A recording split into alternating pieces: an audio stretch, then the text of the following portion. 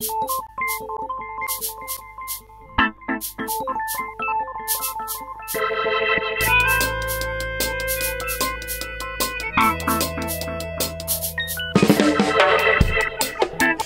180 artistes qui viennent, c'est plus de 1000 nuitées.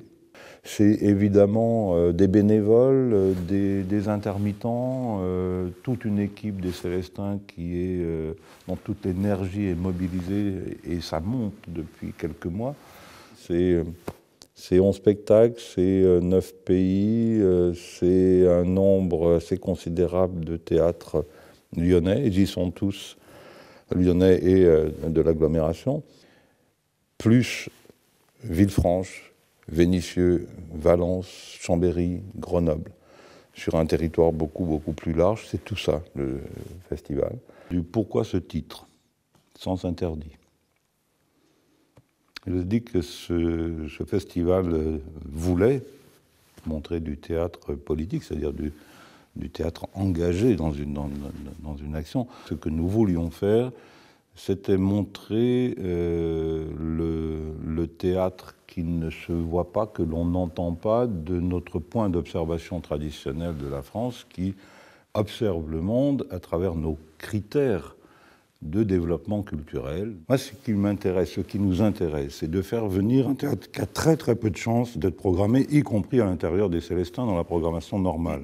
Ça, c'était très important. C'est-à-dire que ce que nous montrons, c'est le théâtre tel qu'ils le font pour leur public. Et nous avons la chance, nous espérons avoir la chance de le prendre sans vouloir le déformer, de le montrer comme si c'était un privilège, de vraiment regarder ça, de prendre ça comme un cadeau et de le reposer là où c'était. C'est là-bas que ce théâtre est utile. Mais c'est ici qu'il nous donne des leçons. Pourquoi ces deux mots qui sont a priori antagonistes? Le sens qui donne a priori du partage, partage, et interdit qui effectivement coupe toute possibilité. D'abord parce que c'est justement ce contraste-là qui nous intéresse, mais parce que ça peut être lu dans les deux sens. On ne doit pas aller dans cette direction, et on ne doit pas penser comme ça. Vous n'avez pas le droit de penser comme ça. Or, c'est exactement ce que font, et notre première image qui écartait ces rubalises, qui écartait des barreaux, etc., c'est exactement le sens vraiment profond que veut donner à notre action ce festival. Oui, tout à fait. C'est très grave ce qui m'arrive. Amnésia, en deux phrases, et avec un clin d'œil, c'est Madame Soleil en politique. D'abord parce que c'est du soleil, ça vient de Tunisie. Et 8 mois avant la chute de Ben Ali, ça l'annonce. C'est un courage énorme. C'est du théâtre chorégraphié avec 3 langues, le français, l'arabe et le tunisien. C'est formidable. C'est formidable. C'est quoi au fond le théâtre? C'est très proche de la politique. Quand on est chez Néandertal, il y en a un qui un jour monte sur un rocher, il est plus haut que l'autre, il leur parle, il est soit un politique parce qu'il est un chef, il dit on va chasser, soit il leur raconte une histoire. Et s'il leur raconte une histoire, il leur parle d'eux. Ils sont spectateurs, il est acteur. C'est ça le théâtre. C'est très simple, c'est pas autre chose. Ce qui m'intéressait, c'était justement que fait le théâtre dans des conditions précaires et que fait le théâtre quand il s'intéresse à l'essentiel, c'est-à-dire à ce que vivent les gens, là où ils sont, et comment le théâtre l'aborde. Dit is mijn vader. Ah, Ceci est mon père, c'est un de mes préférés. Il écrit la saga de sa famille. Il joue avec son père, Ceci est mon père. Il joue au foot. Le père voulait être professionnel, lui aussi, mais un jour il lui dit, dis donc, on m'a dit là au vestiaire, c'était un peu violent, on m'a dit, tu es juif. Oui, le père ne l'est pas parce qu'il est hollandais. Lui, il l'est parce que sa mère était israélienne et que son père est hollandais, ils sont séparés, et voilà. Et il nous parle de la montée de la xénophobie en ville et de la difficulté de comprendre à quel point les choses se dégradent quand on ne veut pas les regarder. C'est de ça dont il nous parle. Et ça, tous les adolescents de Lyon devraient le voir. On ferait une très très belle œuvre. C'est formidablement drôle et efficace.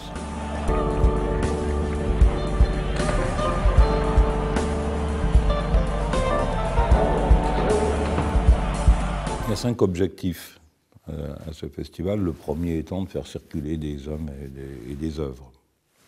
Ça, c'est normal.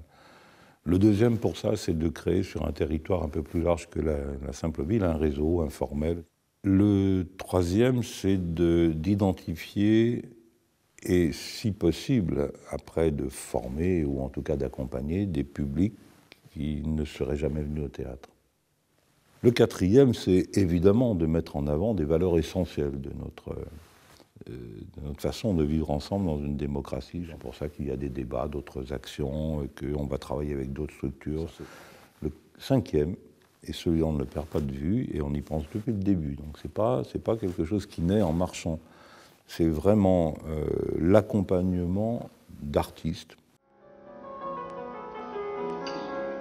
Le Chili, Comida Alemana.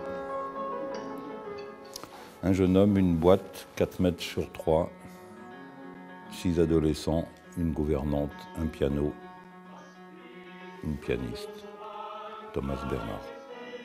Et en toile de fond, une enclave allemande nazie dans le Chili, particulièrement sous Pinochet, et le résultat des victimes, ce sont ces 6 adolescents.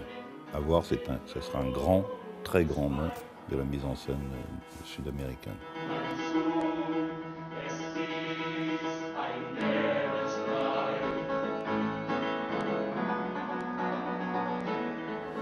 J'ai dit, il faut que dans ce monde-là aussi, il y ait plus de tolérance. Il faut qu'on soit plus curieux. Il faut qu'on cesse cette espèce de concentration sur soi-même et sur son nombril et qu'on essaie de respirer, quoi.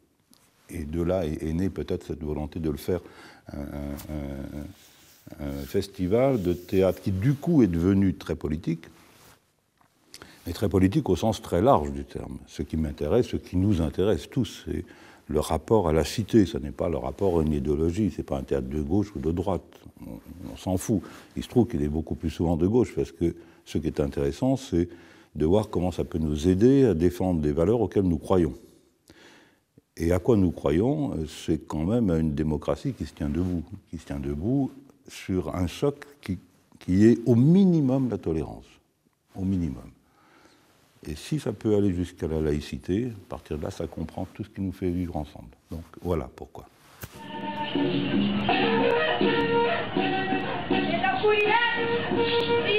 Ni Poutremen, ni Poutremen.